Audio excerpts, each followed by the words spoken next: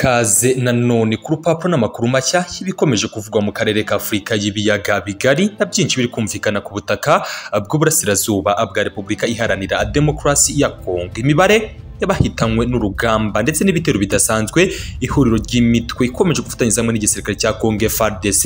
bagabye ku birindiro by'umutwe nyeshyamba M23 muri Kishishe ikomeje kwiyongeranya ndetse no kuzamuka umunsi ku munsi, ndetse raporo yashyizwe hanze n'ibiro bikuru bya teritwari Rucuru ndetse mu itangazo rikomeye cyane ryashyizwe hanze na guverineri w'intara ya Kivu ya Ruguru Lieutenant General Constantin Ndima yagaragaje ko kuri ibi mibare bafite igaragaza ko 200 aribo bamaze kwemezwa ko bahitanywe n'ibikorwa byageranyijwe n'ibyaha by'intambara byaberekishije ndetse no mu bindi bice bigiye bitandukanye ku butaka bwa Repubulika Iharanira Demokarasi ya Kongo. Ndetse amwe mu makuru mashya amaze akanya gato ashyizwe hanze ku rukuta ndetse by'umwihariko yifashishijwe n'impuguke mpuzamahanga ndetse kandi n'amakuru yashyizwe hanze na Loni aragaragaza ko ku butaka bwa Repubulika Demokarasi ya Kongo niba nagikozwe mu gihe cya vuba aha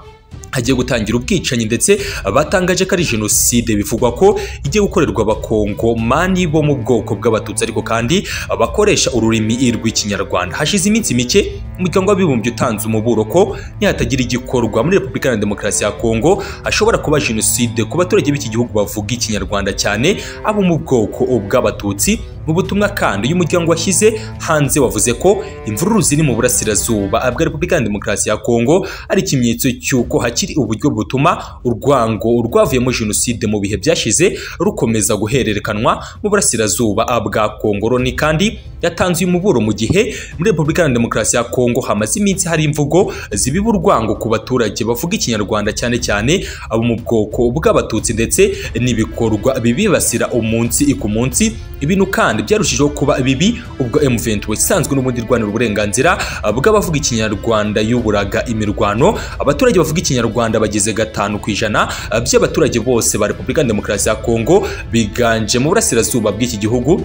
muri Kivu y'Epfo ndetse na Kivu y'Amajyaruguru. Amateka kandi agaragaza ko aba baturage bamwe bisanze muri Kongo kuko ubutaka bari batuyeho bwashyizwe kuri icyo gihugu buvuye ku Rwanda ndetse n'u Burundi ubwo hacibwaga imipaka mu nama ya Berlin yagabanyije Afurika mu bice mu 1884. Abandi kandi bahagarariye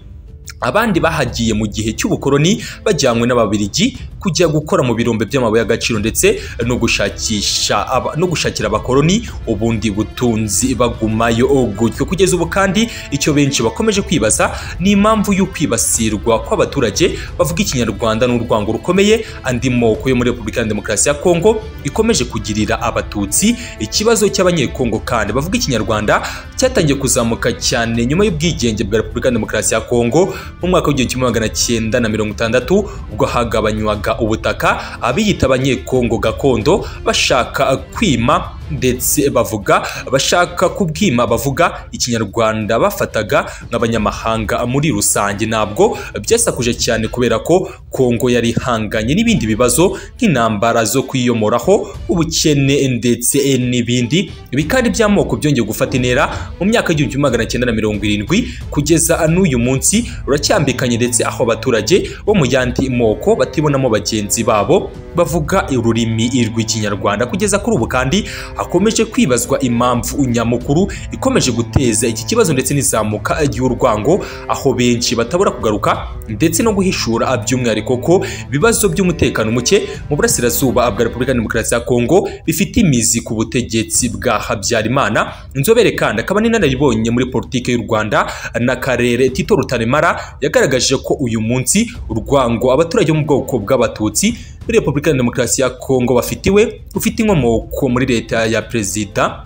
Habyarimana Juvenal wayoboye u Rwanda ndetse waje kwitaba Imana. Tito Rutaremara kandi yavuze ko kuva mu gihe cy'ubukoroni Repubulika ya Demokarasi ya Kongo yagiye irangwa n'amacakubiri ashingiye ku moko. Agaragaza ko amateka ya Kongo yaranzwe n'amacakubiri mu moko guhera ku Babiligi kugera kuri Mobutu, Kabila Mukuru, Kabila Muto, Kisekedi, Fayulu ndetse n'abagenzi be muri rusange. Akomeje avuga ko kugeza na mbere y'1994 muri Repubulika ya Demokarasi ya Kongo hari hakiri ingengabitekerezo y'amacakubiri gusa, ngo nyuma yaje kubyara ingengabitekerezo ya jenoside bitewe bitewe n'ubuyobozi bubi bwayoboye u Rwanda muri iyo myaka, ndetse aragaragaza ko by'umwihariko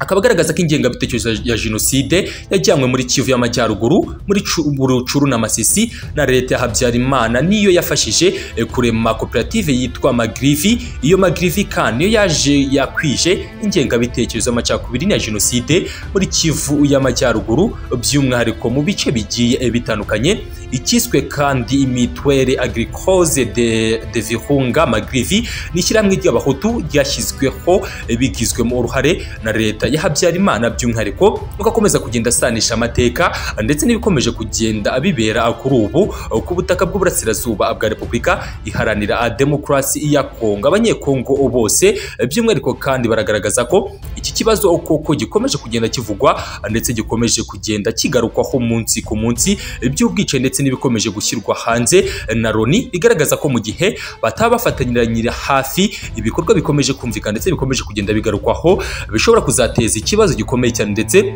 kizabyara urwango rudasanzwe hagati y'amoko y'abakongomani ndetse n'icyo bari kwita jenoside igomba gukorwa mu bihe by'ava mu gihe nta cyaba gikozwe mu kubungabunga ndetse no kongera guhuriza hamwe umurunga w'ubumwe bw'abakongomani muri rusange. Kugeza kuri ubu kandi ku butaka bwa Repubulika Demokarasi ya Kongo, uretse ibibazo by'amoko bikomeje kugenda bihavugwa ndetse bigarukwaho umunsi ku munsi, biragaragazwa ko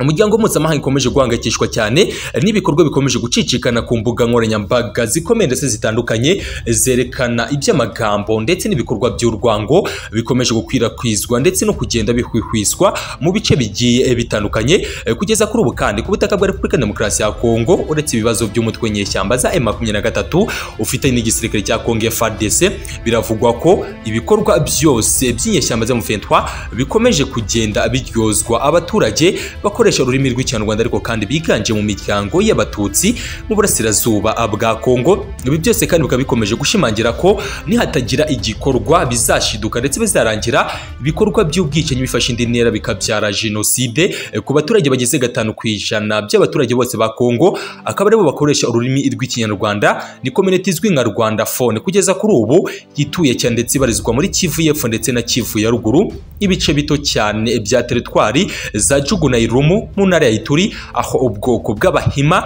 nabwo bubarizwa muri community ngari y'abakongomani bakoresha ururimi rw'Ikinyarwanda bakomeje kugenda bahura n'isanganya ry'ibibazo bikomeye cyane ndetse bikomeje kugenda bivugwa n'ibigarukwaho muri rusange. Kugeza kuri ubu kandi ikibazo cy'umutekano muke ku butaka bwa Kongo si icya vuba aha, ndetse n'ubwo akomeje gukorwa ibishoboka byose ngo hagarukwe amahoro n'umutekano ndetse n'ituze. Benshi baragaragaza ko bizafata igihe cy'imyaka kugira ngo humvikane ndetse hajyeho politike zirambye zigomba gufasha kugarura amahoro n'umutekano ku butaka bw'uburasirazuba bwa Repubulika Iharanira Demokarasi ya Kongo. Benshi baragaragaza ko ari ihurizo rikomeye cyane ndetse bizafata igihe cy'imyaka kugira ngo hongere kumvikana amahoro n'ituze ku butaka bwa Kongo muri rusange.